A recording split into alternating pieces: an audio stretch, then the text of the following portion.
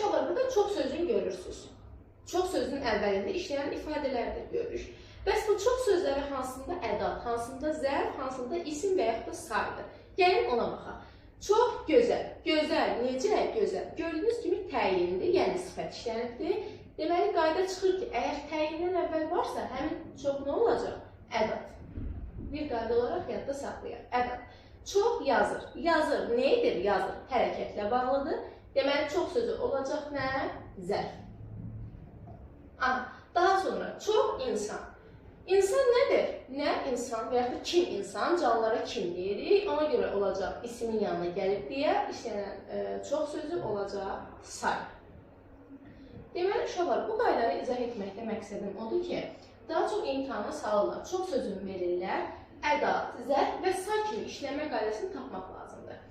Əgər dediyim kimi təyin vəzifəsində olacaqsa, hökmən ədat olacaq, hərəkət gələrsə, zərf olacaq, isim gələrsə, say vəzifəsində işlənəcək.